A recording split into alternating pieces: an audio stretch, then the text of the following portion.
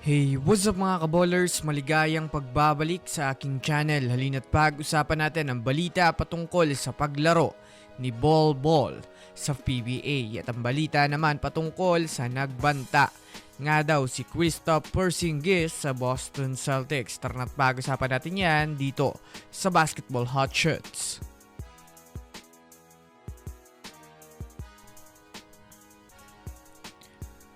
Una nga muna tayong dumako mga kaballers sa balita patungkol sa paglaro ni Bol Bol sa PBA.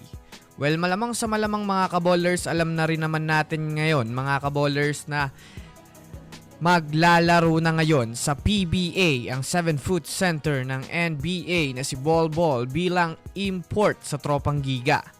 Kung susumadahin nga natin mga kaballers, sobrang laki nga po ng magiging advantage nito para sa PBA dahil na rin naman sa kalidad na ensayo na ginawa nito sa ibang bansa na dadagdagan mo pa, nakakaiba rin naman nga po ang experience nito sa larong basketball dahil sa NBA kumpara sa ibang PBA player.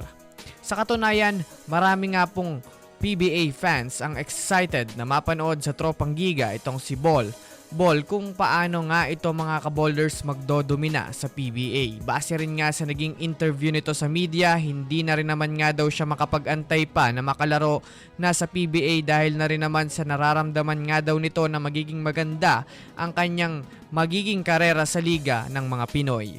Bukod pa dyan, umiinit rin naman nga po ngayon mga kaballers ang mga bali-balita patungkol sa maaari rin nga itong maging player ng Gilas Pilipinas bilang import, kaya isang magandang balita ito mga kaballers para sa mga Pinoy fans.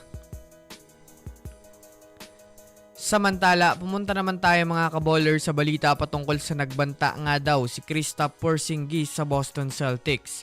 Well, mamaya nga po mga kaballers ay magaganap nga po ang kauna-unahang laro ni Kristaps Porzingis bilang Warriors player na masasabi nating dito nga natin makikita kung ano nga ba ang magiging pakinabang nito sa Warriors bilang starting center.